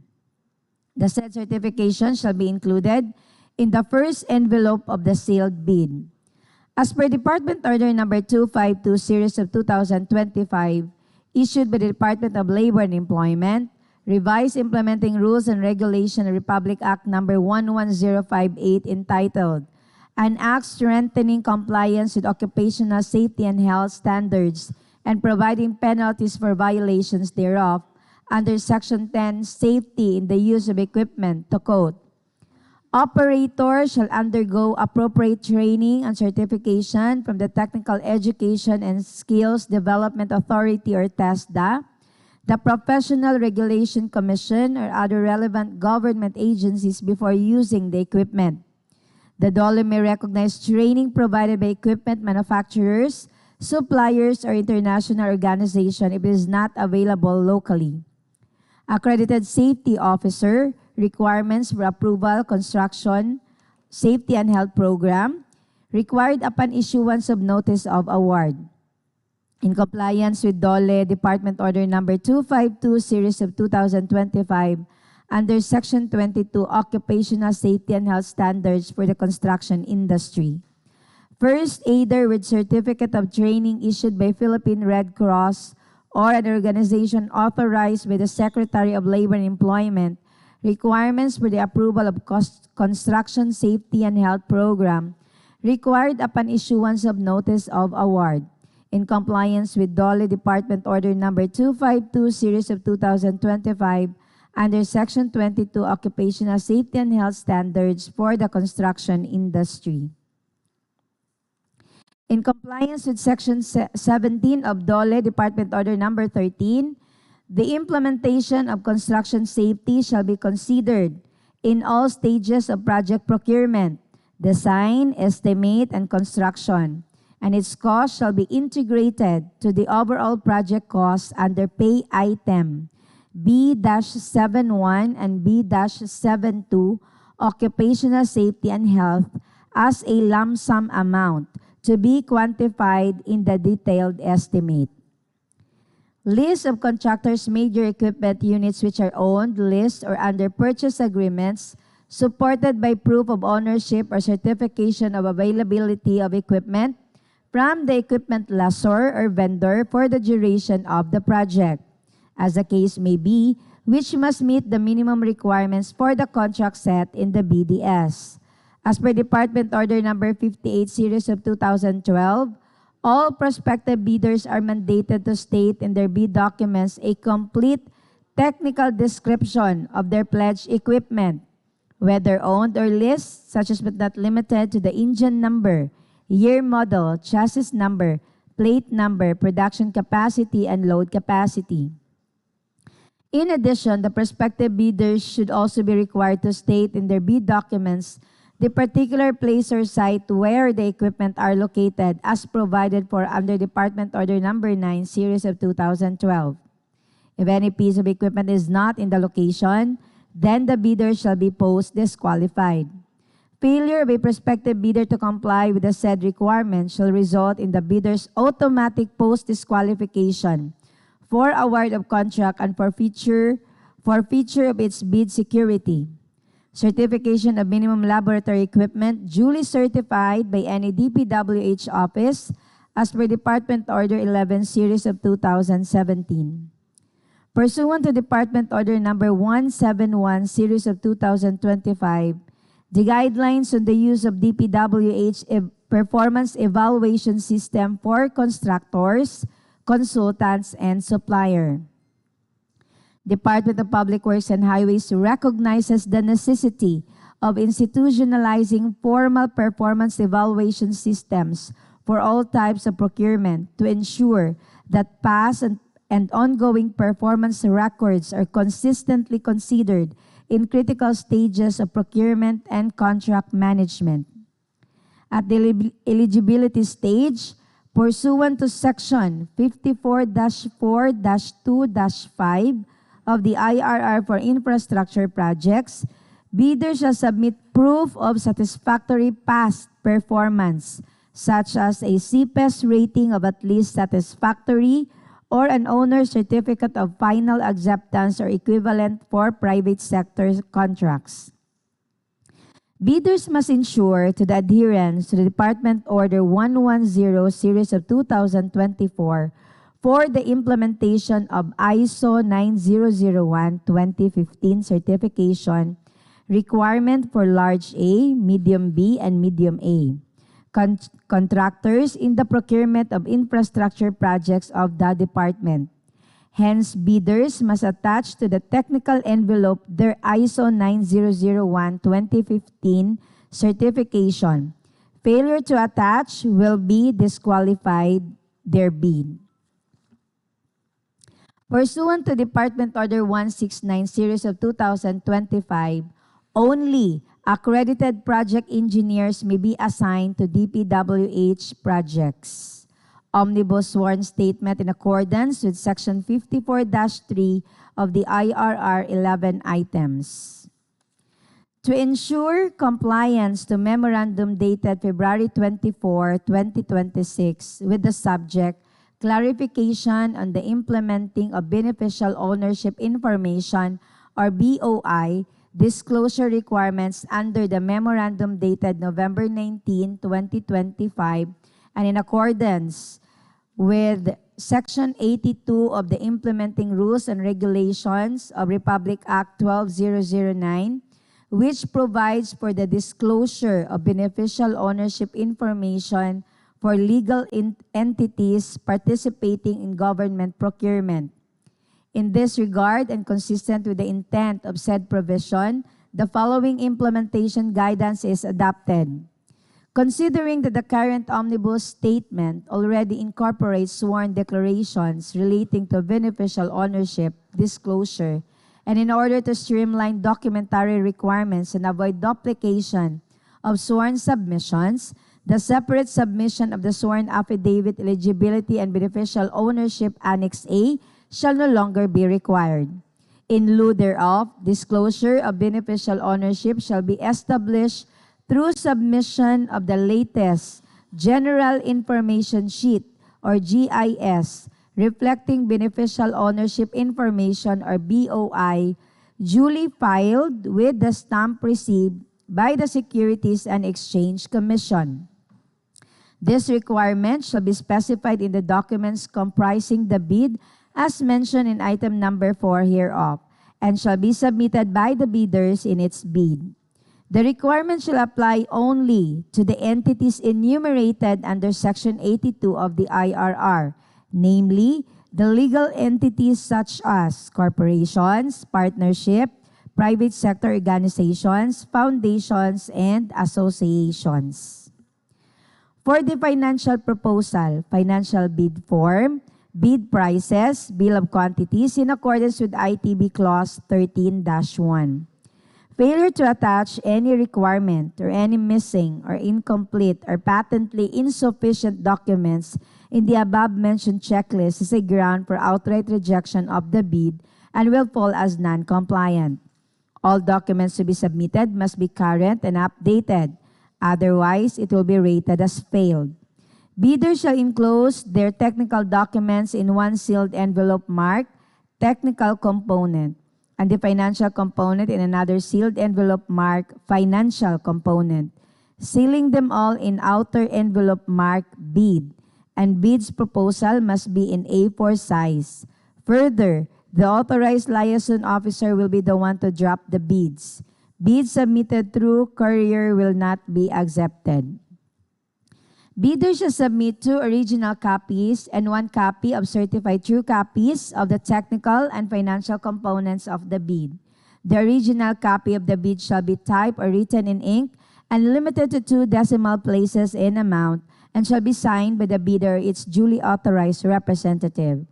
All envelopes shall contain the name of the contract to be bid in capital letters, bear the name and address of the bidder in capital letters, be addressed to the procuring entity's back in accordance with ITB Clause 18-1. Bear the specific identification of this bidding process indicated in the ITB Clause 1-1 and bear a warning, do not open before the date and time for the opening of bids in accordance with ITB Clause 19. The bidders were also advised to be responsible on their bid submitted in accordance with the checklist, and their technical and financial proposals should have proper tabbing in words based on the order in the checklist, including proper sequencing of documents in chronological order. Further, bidders were advised not to recycle legal documents or documents attached in the previous submission of bids which have the signatures and countersigns of the back members. Late bids submitted will not be accepted. All forms as mentioned in ITB Clause 17-1 must be completed without any alterations to their format. No substitute form shall be accepted. Each and every page of the bid form, including the bill of quantities under Section 9 hereof, shall be signed by the duly authorized representative of the bidder. Failure to do so shall be a ground for the rejection of the bid. Any insertions, erasures, or overwriting shall be valid only if they are signed or initialed by the duly authorized representative of the bidder. Bidders with lowest bid during the opening of bid is not a guarantee to be awarded for the contract. All bid documents are subject to detailed bid evaluation and post-qualification prior to be declared as lowest calculated responsive bid and subsequently to be awarded for the contract. The bidders are given 3 days after the bidding to file for a motion for reconsideration.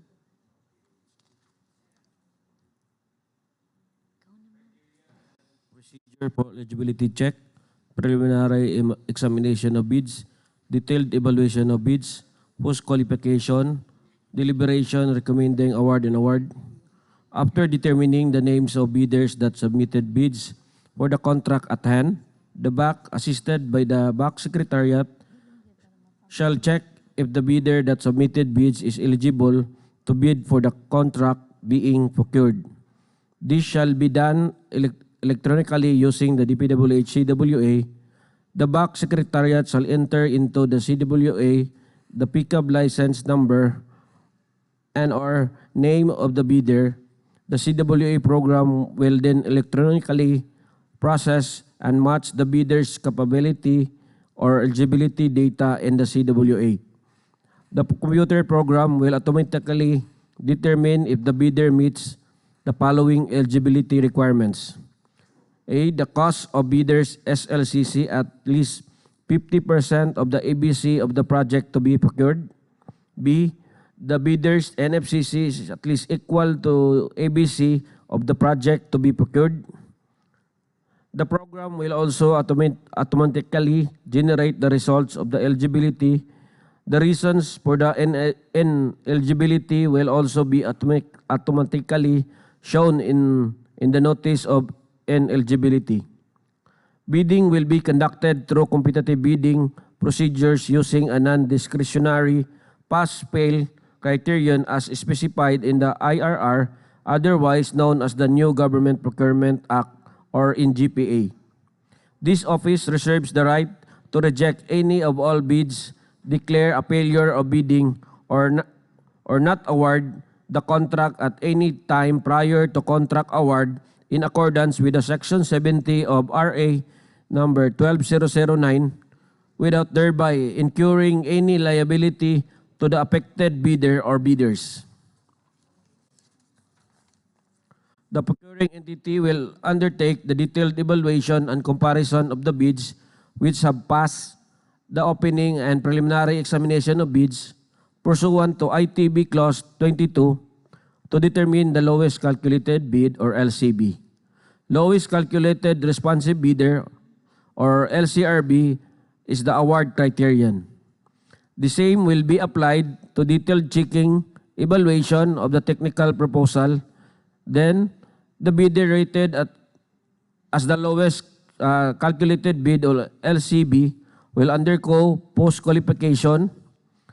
Once post-qualified, the bidder will be determined by lowest calculated responsive bid, or SCRB, and subsequently to be awarded for the contract.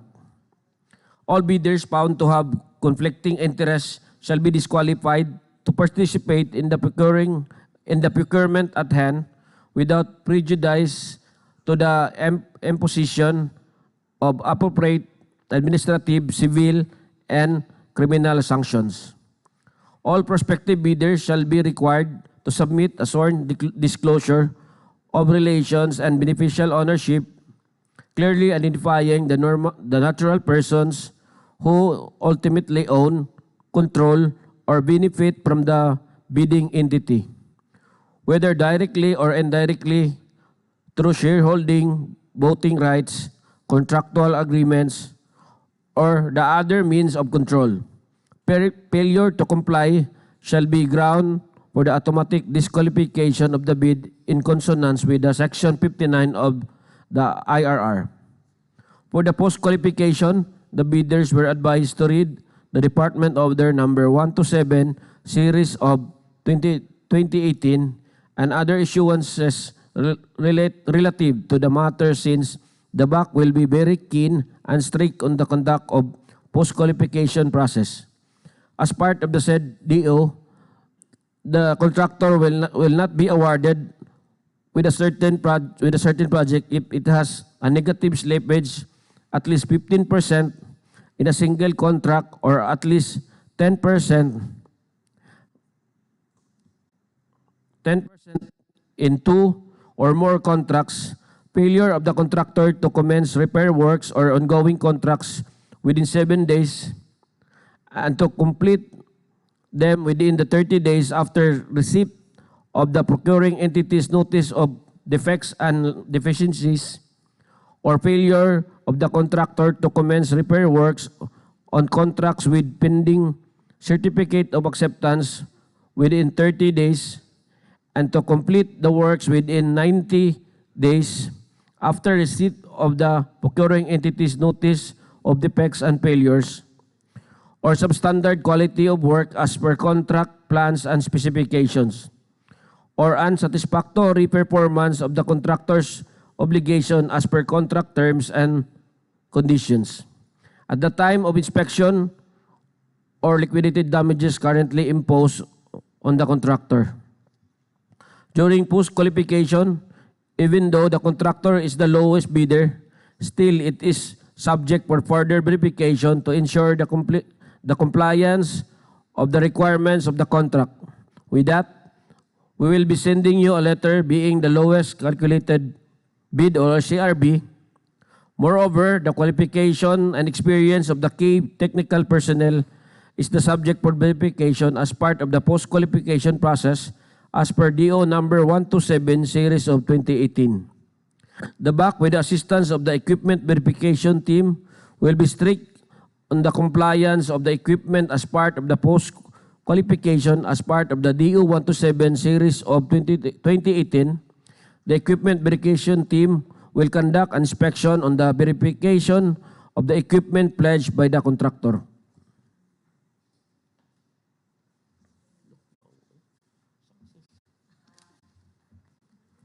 Mr. Chair, so in addition, we would like to inform our bidders that there are common reasons for bidders' failure. Number one is failure to follow the posted supplemental bulletin on PhilJEP's and DPWH website. A contractor may fail in the bidding process if he or she does not strictly comply with the requirements, revisions, or clarifications stated in the supplemental bulletin posted on the PhilJEP's and DPWH website. Number two, incorrect pay item, description, unit, or quantity in the bill of quantities. Errors in the bill of quantities such as incorrect pay items, descriptions, units of measurement, or quantities may result in disqualification during the evaluation of bids. Number 3, inconsistencies in the equipment pledge and supporting documents. The contractor may be disqualified if the equipment listed in the equipment pledge does not match the attached supporting documents such as official receipt, certificate of registration, proof of ownership, or lease agreement. All details, example, equipment type, plate number, capacity, and ownership information, must be consistent and properly documented. Number 4, non-compliance with SLCC supporting document requirements, Section 52-4-2-5. The single largest completed contract must be supported by any of the following: an owner certificate of final acceptance issued by the project owner other than the contractor, a final rating or at least satisfactory under the contractor's performance evaluation system or CPES, or a similar performance evaluation or monitoring document. So for contracts with the private sector, an equivalent supporting documents must be submitted. Failure to provide the required document may be result in disqualification. Number 5, alteration or substitution of prescribed bidding forms. Section 9, Philippine Bidding Documents Related Forms, ITB Clause 17-1. Pursuant to this section, the forms required under ITB Clause 17-1 must be completed strictly in accordance with their prescribed format. No alterations, modifications, or substitutions of the official forms shall be accepted. Any deviation from the required format may be lead to the rejection of the bid. Number 6, for the corporation and partnership, failure to attach the GIS reflecting the BOI duly received by the Securities and Exchange Commission and sworn affidavit in their bid as part of their eligibility in compliance to Section 82 of the IRR of RA 12009 on the declaration of beneficial ownership shall also be ground for disqualification. Failure to specify the applicable taxes itemized in the detailed estimates using the prescribed bid form, particularly under Declaration E, shall be a ground for disqualification. This is in accordance with the instructors to bidders, Clause 17-2, and as provided under Section 9 of the Philippine Bidding Documents, the forms referred to in ITB Clause 17-1 must be duly accomplished and submitted without any alteration to their prescribed format. That's all, Mr. Chair. Questions, comments from bidders, and replies of BAC and other representatives of the procuring entity? Good morning, Mr. Chair. There are 39 views and 4 concurrent views, and there are no comments, Mr. Chair. Okay, thank you. For other matters, BAC members, TWG, BACSEC. For the other matters, the department issued a memorandum dated September 16, 2025, the interim guidelines upon lifting of suspension on procurement activities for locally funded civil works projects. First, the live streaming of bidding activities. Section 38.2 in IRR of RA 12009, geotagging of project sites, DO 85 series of 2020, preparation of a straight line diagram, DO 246 series of 2024, and the last is net financial contracting capacity, CN section 52.4.1.4 in the IRR of RA 12009. Number 2, the bidder's responsibilities in the Philippine bidding documents. The Department Order Number 28 Series of 2024 dated February 26, 2024 with the subject of 3-strike policy of infrastructure, goods and consulting services contracts. Occupational Safety and Health Program in the instruction to bidders. The Department Order Number 241, Series of 2024, subject, Guidelines on the Processing, Approval, and Reporting System of Construction Safety and Health Program for DPWH infrastructure projects. Department Order Number 171, Series of 2025, dated August 30, 2025, subject, Guidelines on the use of DPWH performance evaluation systems for contractors, consultants, and suppliers. And the last, Directive to require submission of general information sheet reflecting beneficial information. Memorandum dated February 24, 2026.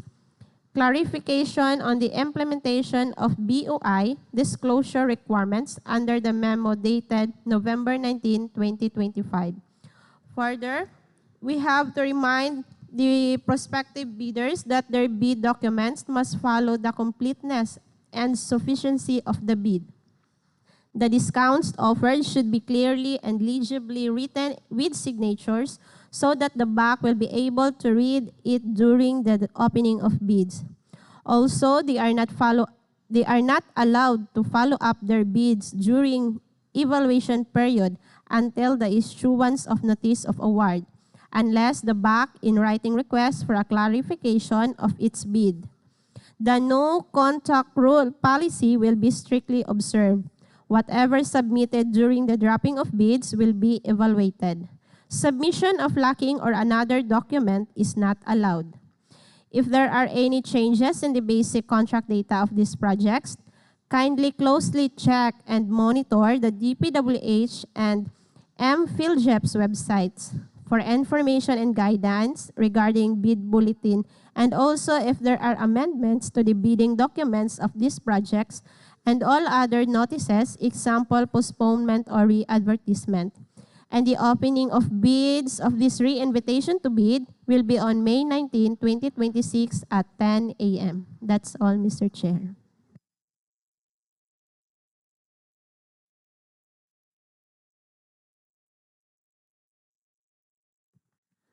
Thank you. The summary of proceedings, including supplemental bid bulletins to be issued. BACSEC. Good morning, Mr. Chair. In summary, here are the outlined purposes agreed for today's pre-bid conference. For contract ID 26LC0021, there were no changes in the basic contract details. However, there were discrepancies in the bill of quantities as posted and as presented. Hence, there will be a possible issuance of a supplemental bulletin. For contract ID 26LC0023, no changes were made in the basic contract details. However, in the case a compensation is necessary in consideration of the removal of banana plants, issuance of supplemental bids shall be made. For contract ID 26LC0030, no changes were made in the basic contract data. However, the presenter was advised to expedite the obtainment of the deed of donation. And no changes were made in the basic contract details for the rest of the contract ID presented, Mr. Chair. That's all. Thank you. Other matters for discussion? None. Any move for adjournment? Mr. Chair, there being no more concerns to discuss, I move for the adjournment. Second the motion. Adjournment has been moved and duly seconded. Therefore, this proceeding is now adjourned. For the closing prayer, BACSEC, your...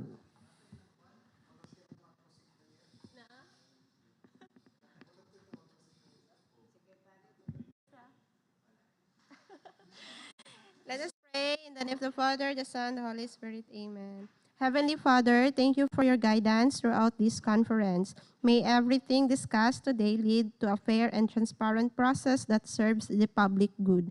Guide us in all that we do and keep us safe always. Amen. Thank you, everyone.